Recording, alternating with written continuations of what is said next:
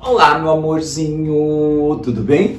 Quero falar com você sobre Mensagem de Fernando Pessoa. Trata-se de um livro composto de 44 poemas. Tudo isso, professor? Calma, são poemas muito curtos, né? Que ocupam, na imensa maioria, uma página. E eles têm, em média, 3 a 4 estrofes. E olha que interessante, é deste livro que saíram aqueles versos icônicos: tudo vale a pena se a alma não é pequena.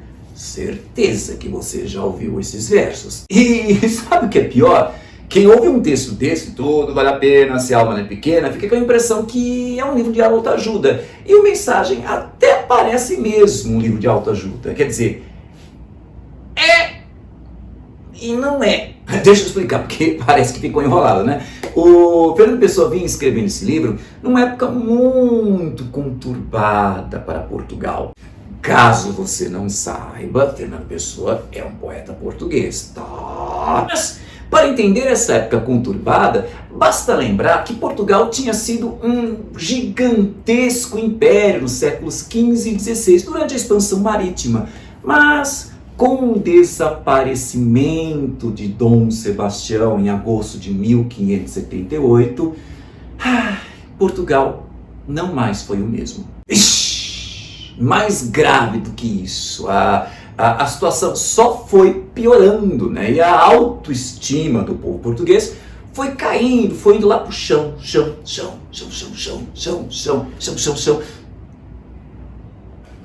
Deixa eu manter a linha, porque eu sou um professor sério, tá? A louca.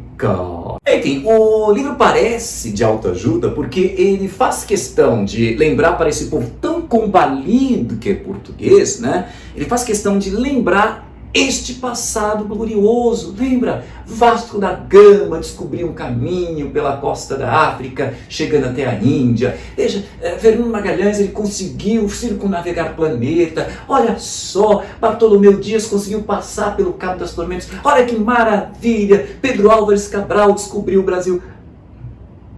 Aí está a proposta de engrandecimento. Parece que a intenção é falar: cara, veja como você, Portugal, já foi tão maravilhoso. E sabe o que engrandece mais ainda esse povo? É que, de acordo com o Fernando Pessoa em Mensagem, todas essas ações gloriosas do povo português fazem parte da vontade de Deus. Deus é que quis usar Portugal para a manifestação de sua vontade. Olha que lindo, o povo português foi um instrumento da vontade divina. Vai me dizer que isso não parece autoajuda? E qualquer poema que você pegar desse livro vai ter essa toada, né? Para provar isso, nossa, todo mundo lembra do poema icônico, tô apaixonado por essa palavra, tá?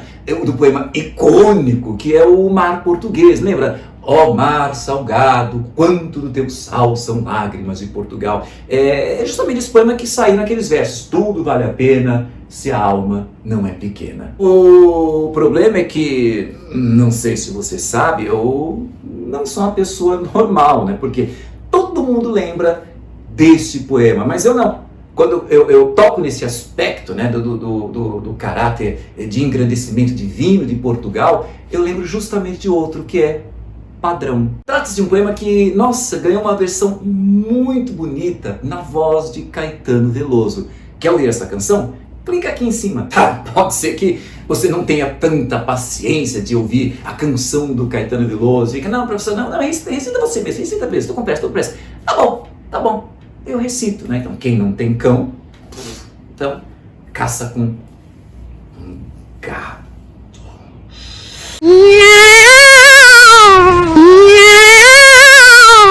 Não era esse tipo de gato que eu tava pensando. Mas vamos ao padrão, porque este aqui é um professor sério. A louca. Padrão. O esforço é grande e o homem é pequeno. Eu, Diogo Cão, navegador, Deixei este padrão ao pé do areal moreno e para diante naveguei. A alma é divina e a obra é imperfeita. Este padrão sinala ao vento e aos céus que da obra usada é minha a parte feita. O por fazer é só com Deus. E ao imenso e possível oceano ensino estas quinas, que aqui vês, que o mar com fim será grego ou romano. O mar sem fim é português. E a cruz ao alto diz que o que me há na alma e faz a febre em mim de navegar, só encontrará de Deus na eterna calma o porto sempre por achar. O que eu acho bastante interessante nesse poema é que ele representa muito bem mensagem, porque ele está dotado, né, do espírito que domina a construção do livro. Que espírito é esse? É essa possibilidade de se abrir para duas leituras. A primeira está ligada à história de Portugal, porque no caso do poema padrão, ele fala de quem? De Diogo Cão. Mas quem foi Diogo Cão? Ele foi um navegador português que realizou duas missões importantes, uma em 1482, outra em 1486, né? Que essas missões estabeleceram contatos com o Zaire e o Congo. Nestas viagens, o Diogo Cão, ele deixou ali na costa da África, que o poema chama de Areal Moreno, um padrão. Não este padrão, né? Este padrão é um monumento, e quando eu estou falando em monumento, é o que está ao fundo, não este que está sentado em primeiro plano na frente. Nossa, que monumento! Eu estou falando o monumento ao fundo, que foi feito no meio do século XX, como homenagem às grandes navegações. Estou falando de outro padrão, este aqui. Então este padrão, lembra que o poema fala de quinas, que é aqui esse desenho que está o escudo de Portugal, fala da cruz que está em cima. Então este padrão é um marco que ficava ali na costa da África, um marco para orientar os próximos navegadores, do tipo, olha, até aqui nós já chegamos, pode ir em frente. Pode ir em frente. Mas esse Diogo Cão fez uma expedição, né, ali na costa da África, e achou que tinha alcançado o fim do mundo. Ele achava que tinha descoberto os limites do mundo. Errou! É verdade, ele errou feio. Mas, ao contrário de muitas pessoas que a gente tem visto hoje, ele reconheceu o seu erro, né? Então ele é aquele tipo de pessoa que poderia dizer, eu não tenho compromisso com o erro. Onde foi que eu vi esta frase? Mas olha que terrível, esse cara teve a nobreza de reconhecer o seu erro, que eu acho mesmo uma coisa nobre reconhecer um erro. Entretanto, o povo tão atrasado, sem caráter, o que fez? O desmoralizou, né? Então o Diogo Cão caiu em desgraça, porque é um cara que errou feio, e por causa disso a história fez questão de esquecê-lo. Mas aí você me pergunta, professor, por que é que você gosta de um poema que fala de um derrotado, de um desgraçado, de alguém que não só cometeu um erro grave, mas acabou caindo no esquecimento da história?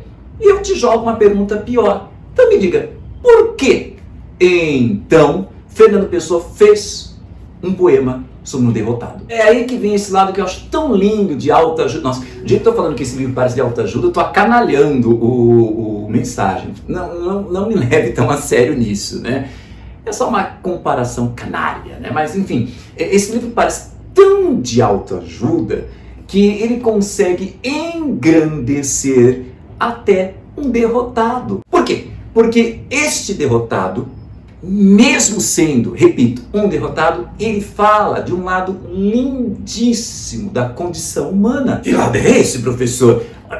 Veja o começo do poema. O esforço é grande e o homem é pequeno. Entendeu o que ele está dizendo aqui? O que nos torna humanos? O que nos torna divinos? O que nos torna superiores aos outros animais?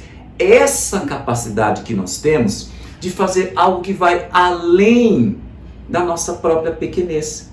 aquela capacidade de superar limites, né? Então, nosso esforço é enorme, vai além da pequenez da nossa condição humana. Ou seja, o que nos torna humanos? É sempre buscar algo que vai além da nossa capacidade, o que a lógica diz, você não vai conseguir. E vamos lá, e conseguimos.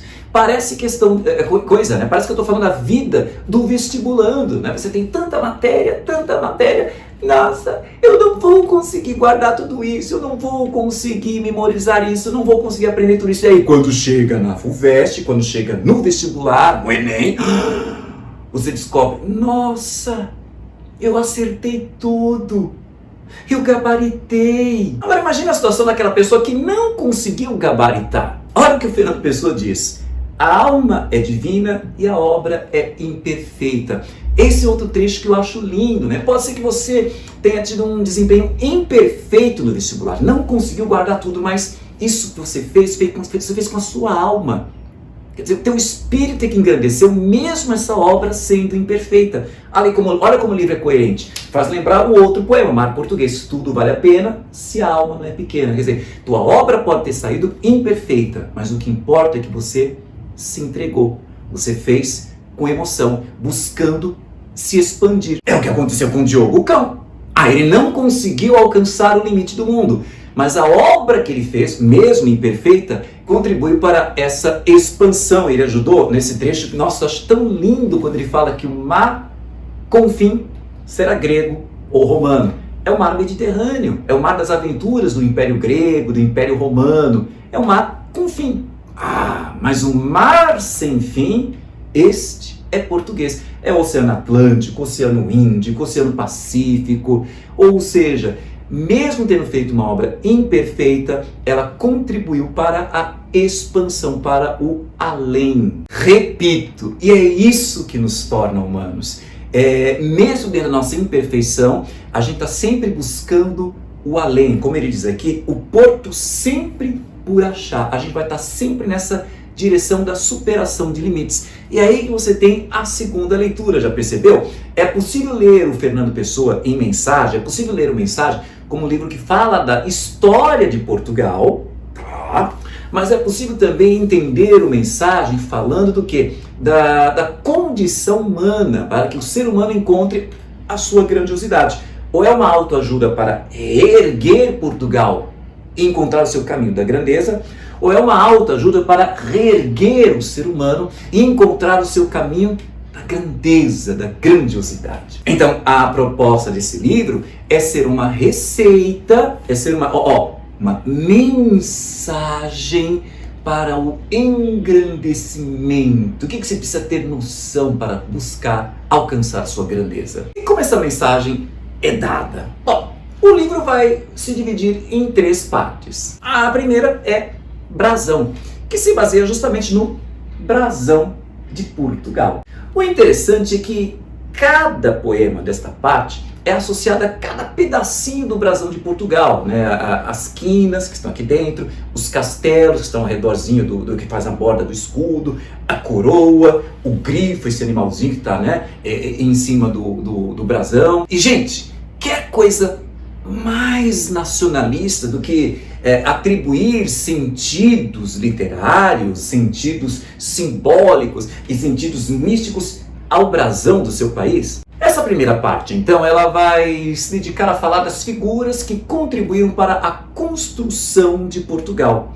O Fernando Pessoa vai, desde quem? Diz Ulisses, que diz a lenda, né, que ele, em suas aventuras pelo mar Mediterrâneo, ele foi bater aonde? Lá na Península Ibérica e cria uma cidade, Ulicipo. Quer dizer o quê? A cidade de Ulisses, Ulicipo, que é Lisboa. Lisboa, como metonímia de Portugal, quer dizer, a parte representando o todo, né? Então, Lisboa, ou seja, Portugal, teria uma origem mítica, né? Ela teria sido criada por um mito grego, que é Ulisses. Passamos então por Viriato, que era o chefe dos lusitanos, um povo que veio antes dos portugueses, e os portugueses se dizem descendentes desse povo, né? Então, esse Viriato, ele se colocou contra o Império Romano. Esse Viriato lutou contra os romanos. Nossa! Então, em Portugal teve gente que lutou contra o gigantesco Império Romano. Pois é, mais uma maneira de engrandecer as origens desse povo. Aí o poema vai, né? Fazendo um poema para cada uma das figuras que contribuíram para a construção de Portugal, como Dom Afonso Henriques, Dona Tareja, Dom Fernando, Dom João, né? até o Dom Sebastião, quer dizer, a construção da nação portuguesa até a criação, né, um incentivo e a criação dessa expansão marítima que vai ser o grande acontecimento da história de Portugal. Este, então, será o assunto da segunda parte, Mar Português, que vai se concentrar nas grandes figuras da expansão marítima, desde o infante Dom Henrique, que foi o responsável pelo incentivar a expansão. Aí você vai ter Dom João, Dom Manuel, todos esses reis que participaram, todos esses heróis também, como o Vasco da Gama, o Fernão Magalhães, o Bartolomeu Dias, o Diogo Cão, quem mais? Você vai ter o Pedro Álvares Cabral. O Brasil chega a ser mencionado até o penúltimo poema, que vai falar a última nau, porque a última nau é a nau que vai levar o Dom Sebastião para a Batalha de Alcácer Quibir, lá no norte do Marrocos. E você sabe que o Dom Sebastião, nesta batalha, desaparece. Com seu desaparecimento, acaba a grandiosidade do Império Português. Nesse tom de trevas, nesse tom sombrio, é que entramos na terceira parte, o encoberto. De fato, é nesta parte que você vai encontrar alguns dos poemas mais melancólicos da obra, né? E é também neste trecho que você vai ter a difusão, né, a verbalização do mito do sebastianismo. O que é sebastianismo?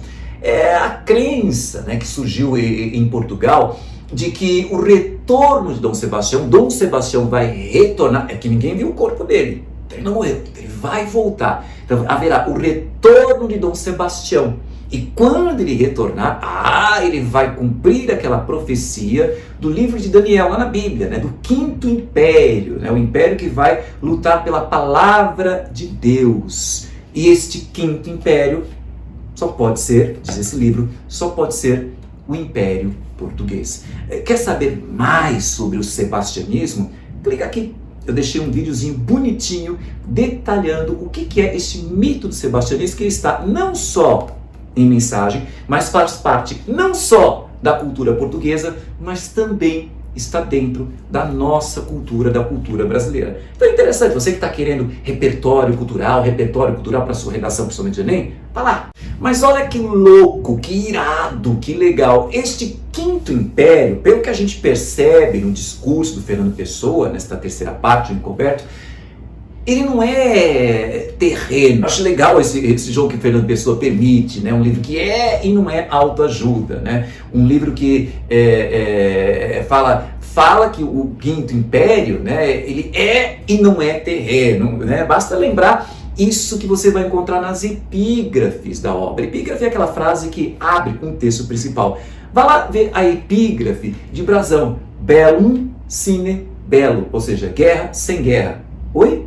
Guerra sem guerra? Como é que você vai fazer uma guerra sem guerra, né? E lembra a abertura, a epígrafe justamente do Encoberto? Pax in excelsis, paz nas alturas. Quer dizer, essa guerra sem guerra seria o quê? Tá ligado a esse paz nas alturas, ou seja, essa guerra sem guerra não estaria aqui no plano terreno, não é uma guerra ao pé da letra, é um outro tipo de guerra, não é um império ao pé da letra, né, mas é um outro tipo de império, não é uma conquista territorial ao pé da letra, mas é uma outra conquista territorial. Então seria o quê? Essa elevação se dará em um outro plano que não é o terreno. Ou seja, quando o Fernando Pessoa ele abre o seu texto para que você não se prenda exatamente só à história de Portugal e não se prenda só a uma coisa tão histórica, tão material, tão terrena, então ele torna o texto dele muito mais rico, porque possibilita que ele se encaixe a nossa condição humana. Ou seja, eu em Portugal, eu no Brasil, eu em Angola, eu na China, eu em Hogwarts, eu em Rivendell, eu em Nárnia. Ai, a louca, eu não quero ficar em Nárnia mais não, já saí do armário faz tempo. Mas onde quer que você esteja, o livro vai falar exatamente do quê? Da condição humana, e isso que o torna extremamente rico, é isso que torna a mensagem um livro extremamente belo. Enfim, essas são orientações mínimas, né, que eu queria passar para você que você tenha um bom desempenho na leitura dos 44 poemas de mensagem. Espero que o que eu disse tenha sido útil, né? Se foi, deixa seu comentário aqui no canal, né? Ou então, se tiver alguma dúvida também, deixa aqui o seu comentário, né? A sua dúvida, e dá uma curtida aí. Compartilhe esse vídeo em suas redes sociais, porque conhecimento é para isso mesmo, é para ser compartilhado. E não se esqueça de se inscrever em nosso canal e de ativar o sininho para ficar sempre sabendo de nossas novidades. Um beijo sebastianista ou messiânico, sei lá, e até o nosso próximo encontro.